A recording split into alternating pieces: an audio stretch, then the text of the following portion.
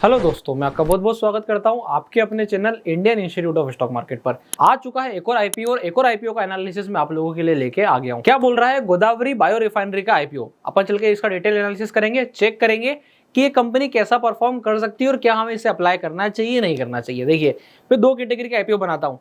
एक वो आईपीओ जहां पर मैं ये बोलता हूँ कि हाँ, मुझे श्योरिटी है कि किसी का भी नुकसान होने की संभावना नहीं होगी। देखिए, although it is a stock market, सब लोग जानते हैं यहाँ पर रिस्क एसोसिएट होता है, पर फिर भी मेरी कोशिश ये होती है तो सबसे खराब आईपीओ में आके वीडियो बनाऊं कि हाँ, आपको बता दूं कि भैया यहाँ ध्यान रखना है, अपने को यहाँ पर फंसना नहीं है। या दूसरी कोशिश वो होती है कि देखो ये आईपीओ बहुत बढ़िया आएगा, यहाँ पर मैं तो लगाऊंगा ही लगाऊंगा, बाकी आप अपना देख लो।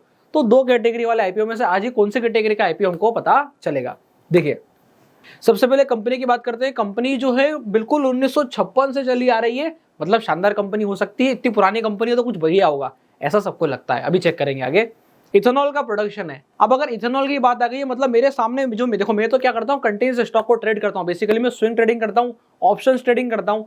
तो उसमें जैसे ही यहाँ पे इथेनॉल की बात हुई, मेरे दिमाग में कम से कम 5-7 शेयर फटाफट आए। रेणुका शुगर आ गया, उसके बाद त्रिवेणी आ गया, उसके बाद जो है प्राज इंडस्ट्रीज आ गया, कि इन्होंने कैसा परफॉर्म किया है, क्या रिटर्न्स दिए, ऐसे सारे सिनेरियोज निकल के आए। जितनी शुगर्स के स्टॉक के चार्ट है वो सारे दिमाग में आए।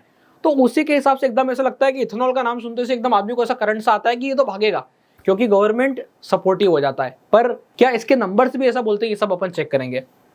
कंपनी का ओवरऑल आपको समझ में आ गया, कंपनी क्या कर रही है इथेनॉल प्रोडक्शन में। ये जो है इथेनॉल के साथ साथ में 1,3 ब्यूटेन डाइऑल बना रहा है। उसके साथ साथ में आप देखोगे ये अकेली इंडिया की कंपनी है जो बायो इथाइल एसीटेट बनाती है। चलो, ये सारी चीजें तो हो गई। अब देखो, यहाँ से एक मस्त चीज बताता हूँ। इथेनॉल है मतलब कहाँ का लगने वाला है, खाने पीने की चीजों में लगेगा। जैसे कि शुगर का काम है तो यहाँ पे फ्रेग्रेंस के लिए लगेगा, तो ये सारी चीजें यहाँ पे आ जाती है। Pharmaceutical, beverage, flavour, fragrance, power, fuel, ये सारी चीजों में इनको जाना ही था। अब इनके कुछ कस्टमर्स की अगर आप बात कर लोगे तो बिल्कुल जो इनके कस्टमर्स है वो बने रहेंगे। कौन कौन से, हर्षी हो गया, उसके बाद हिंदुस्तान कोका कोला बेवरेजेस हो गया, और भी अदर कंपनीज, अंकित राज ऑर्गेनिक केमिकल्स, ये सारी कंपनी यहाँ पर आपको देखने को मिल जाएगी। बात ये आ जाती है कि जब कंपनी कस्टमर के साथ डायरेक्ट ना डील करके कंपनी के साथ डील करती है ना, तो वो मुझे हालत थोड़ी सी टाइट नजर आती है। ये चीज का आपको ध्यान रखना है, क्योंकि ये कंपनी ने हाथ खींचा तो ये कंपनी की हालतें खराब होती है। कहने का मतलब, इनके जो क्लाइंट्स है यही इनके क्लाइंट्स है। ये पब्लिक को डायरेक्ट आके तो इथेनॉल बेचेगी नहीं, आपको और मेरे को आके तो इथेनॉल बेचने वाली है नहीं।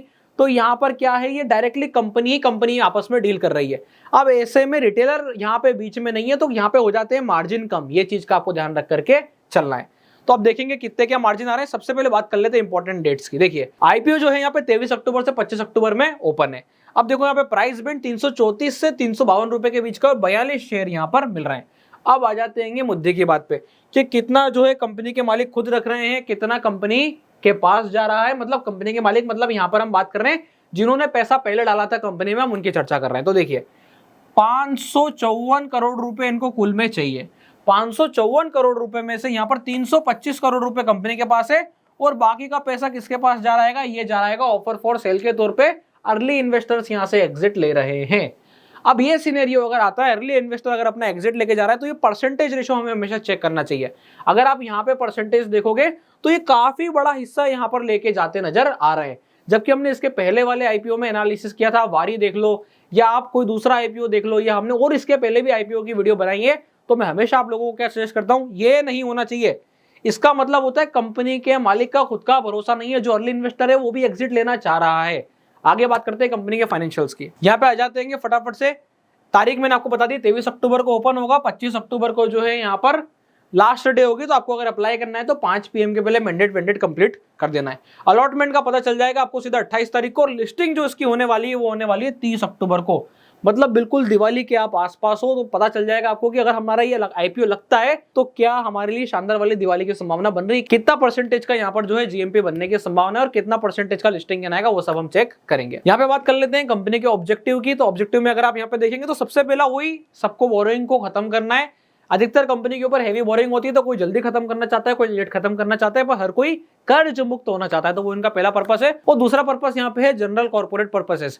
यहाँ पे इन्होंने कोई बात नहीं करी है कि हम मैन्युफैक्चर करने क्या वाले हैं, हम क्या यूनिट बढ़ाएंगे, क्या हम खर्चे बढ़ाएंगे क्या, या हम जो एक्सपेंशन करेंगे क्या, नहीं। सिर्फ और सिर्फ इनका मोटिव यहाँ से खर्चों को कम करना। मतलब कुछ ना कुछ भारी होता नजर आ रहा है। अब देखिए, यहाँ पे अपन आ जाते हैं फटाफट से कंपनी के फाइनेंशियल्स पे, और ये दिखा हमको नेगेटिव दिख रहा है। जैसे नेगेटिव आता है, मैं बोलता हूं कि हमारे पास मार्केट में और भी अदर अपॉर्चुनिटीज आ जाती है जहां पर हम फिर पैसा लगा सकते हैं। अगर हमें यही रिस्क लेना है कि समय के साथ ये कंपनी बढ़िया हो सकती है, तो लिस्टेड कंपनीज बेटर होती है, फिर आईपीओ के लिए हमें नहीं जाना चाहिए, फिर हमें सेकेंडरी मार्केट में ही अपना काम करना चाहिए, प्राइवेट मार्केट में एकदम से हमें नहीं कूदना चाहिए। तो देखिए यहाँ पे फिर भी हम एक बार इसके फाइनेंशियल्स का डिस्कस कर लेते हैं। ओवरऑल सिनेरियो में कोई ऐसी बहुत बड़ी गड़बड़ नहीं है, बस मैं आपको एक चीज बता रहा हूँ, आप वो देखना कि कितना पैसा कमा करके आप कितना पैसा कमाते हो। उधर देखो, रेवेन्यू अगर आप करते हो सीधा सीधा 1700 करोड़ का, तो 20 करोड़ रुपए कमा पाते हो। फिर आप 300 करोड़ रुपए रेवेन्यू ज्यादा कमा लेते हो तो भी आप कमाते उतना ही हो। इसका मतलब खर्चा मेंटेन होता नहीं दिखता है। और कंपनी कब की है, सबसे खास बात अभी हमने चेक किया था 1956 के आसपास की, इसे हमने देखा था।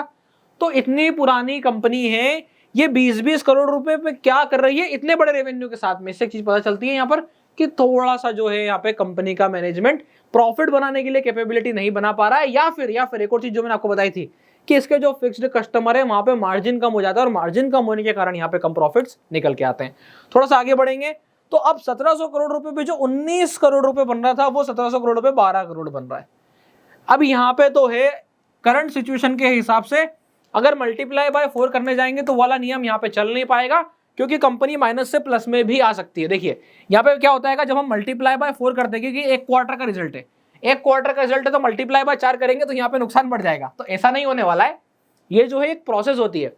तो आप ऐसा पीछे से अंदाजा लगा सकते हो कि कंपनी को नेट 12 करोड़ तक ही जाना है, 10 करोड़ तक जाना है, या 25 करोड़ तक जाना है। चलो अपन अज्यूम करते हैं कि कंपनी 25 CR तक जानी है, तो अगले 3 क्वार्टर में इसको कितना कमाना पड़ेगा, लगभग 75 CR कमाना पड़ेगा। तो ये सारे सिनेरियोस को आपको ध्यान रख करके चलना है। क्या इस वाले मार्जिन पे ये 75 CR बना पा रहे थे? नहीं। इसका मतलब कि इनका रेवेन्यू और बढ़ के आना चाहिए। तो रेवेन्यू कितना आ रहा है ये चेक करो। अगर करंट रेवेन्यू को मैं 4 से मल्टीप्लाई करूंगा तो 2000 करोड़ के आसपास जाकर के बैठेगा। इससे क्या सिनेरियो निकल के आता है, इससे ये सिनेरियो निकल के आता है कि अगर ये 2000 करोड़ के आसपास जाके बैठेगा तो यहां पर 2000 करोड़ तो पहले भी गया है और उस पर 20 करोड़ आ रहा था, अब की बार 25 करोड़ आ सकता है। मतलब ये लगभग इसको मैच करेंगे या थोड़ा बहुत और ऊपर निकलेंगे। तो ये वाला सिनेरियो यहाँ पे ओवरऑल बनता नजर आता है। नीचे बात करेंगे बोरोइंग की। बोरोइंग 700 करोड़ थी, 600 करोड़, 700 करोड़, 600 करोड़। तो ओवरऑल ये 700 करोड़ के आसपास बोरिंग लेके चल रहे हैं। अभी जो है हमको इस वाले क्वार्टर में बोरिंग बढ़ती नजर आई है। ओवरऑल अगर बात करेंगे तो रिजर्व्स घटे हैं और एसेट्स भी घटी हैं। ये घटने के बहुत सारे कारण होते हैं। हो सकता है कंपनी ने कुछ बेचा हो सकता है कंपनी ने कुछ डिविडेंड दिया हो, तो वो सारे सिनेरियोस आपको देखने पड़ सकते हैं। ओवरऑल में अगर बात करूं तो यहीं से निष्कर्ष निकल करके आ रहा है। जैसे आज मैं आप लोगों को इस आईपीओ के बारे में बता रहा हूं, तो मेरा एक व्यू है, मैंने इस आईपीओ को पढ़ा होगा। ऐसा तो है नहीं कि मैं सीधा आके अच्छा नंबर देख के ओहो हो यहाँ पे 26 करोड़ माइनस आया, नहीं, ऐसा तो कर नहीं रहा हूं। आप लोगों को मुझे एक डिटेल एनालिसिस देना था किसी भी कंपनी का। मैं चाहता था कि आप लोगों के साथ उसकी इनसाइट शेयर करूं, यहाँ पे आईपीओ की क्या कंडीशन बन रही है वो आपके साथ आके शेयर करूं। और वो शेयर करने के लिए मेरे को क्या था, कंपनी को देखना था, समझना था। देखने समझने के लिए मैंने यहाँ पे कंपनी को स्टडी किया, देखा, पता चला कि यार ये तो नुकसान आ रहा है, तो वो चीज आपको भी समझनी पड़ेगी। तो एक व्यू बनता है, किसी भी चीज का आप एनालिसिस करने जाते हो तो आप क्या करते हो, एक व्यू बनाते हो, फिर उस व्यू के इर्द गिर्द आपका बाकी का डिसीजन होता है। तो यहाँ पर मैंने क्या करा, ये जो ये माइनस देखा था ना, इस माइनस के बाद मैं फिर पीछे चेक करा, देखा यार वो वाले प्रॉफिट्स नहीं निकल के आते हैं जो असली में आने चाहिए इस वाली स्थिति पर। ऐसी कंपनियां हमेशा पता है कैसी चलती हैं, अगर आप उनके चार्ट देखोगे तो आपको हमेशा उनके चार्ट ऐसे दिखेंगे। ये इस हिसाब से ऐसी कंपनियां चलती नजर आती है, जिनके रेवेन्यू हाई होते हैं पर मार्जिन नहीं निकल पाते हैं, जिनके प्रॉफिट आफ्टर टैक्स कम हो जाते हैं, 1-2% के मार्जिन होते हैं, उनकी स्थिति ऐसी होती है। वो लॉन्ग टर्म में ग्रोथ के लिए उनको काफी मेहनत करनी पड़ती है, क्योंकि आगे चल के कंपनी जब अदर सब्सिडरी में एंटर करती है, कहीं और एंटर करती है, तो वहां से फिर वो बूम निकल करके आता है कंपनी का। ये चीज का आपको ध्यान रखना है। तो ऐसी इन्होंने भी कोई सी भी चीज मेंशन नहीं करी है, एथेनॉल और इथेनॉल के आसपास के इर्द गिर्द प्रोडक्ट पर काम कर रहे हैं।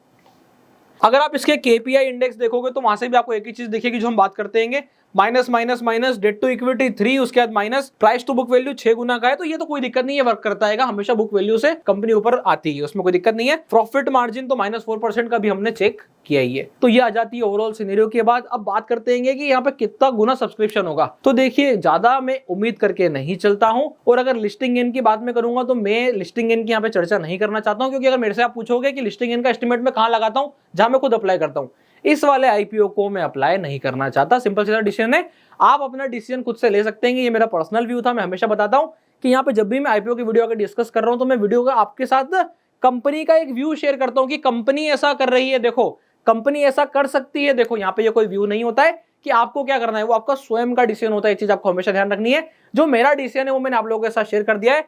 आई will not going to apply, और जब अप्लाई करना ही नहीं है तो फिर बात खत्म हो जाती है। यहाँ पे जो भी लिस्टिंग गेन आएगा वो आपको खुद अपने हिसाब से स्वयं एनालिसिस लगा के डिसीजन लेना है। आई होप आप लोगों को ये वीडियो अच्छी लगी होगी। एक कंपनी का एनालिसिस पता चला होगा कि कहां पे कंपनी की पिटाई हो रही होती है, तो वहां पे किसे हमें कंपनी को अवॉइड करना चाहिए, क्योंकि इससे बेटर अपॉर्चुनिटीज हमेशा अवेलेबल होती है। आपके पास 5-6 हजार कंपनी के साथ में ऑलरेडी इतना बड़ा मार्केट चल रहा है, जहां पे एनएससी बीएससी 2 एक्सचेंज आपके साथ काम कर रहे हैं, तो वहां पर आप बहुत इजीली अच्छी कंपनी को ढूंढ सकते हो। ऐसा कतई जरूरी नहीं है कि यहीं आकर के मेरे को सारा गेम करना है। ये थी overall detail analysis of Godavari bio refinery IPO. अगर आप लोगों को वीडियो अच्छी लगी हो तो वीडियो को लाइक कीजिएगा, चैनल को सब्सक्राइब कीजिएगा, और अगर आप लोगों ने अभी तक अपना डीमैट अकाउंट नहीं खुलवाया है तो डिस्क्रिप्शन के नीचे लिंक मिल जाएगा, आप जाके अपना डीमैट अकाउंट ओपन करा सकते हैं। तब तक के लिए बहुत बहुत धन्यवाद।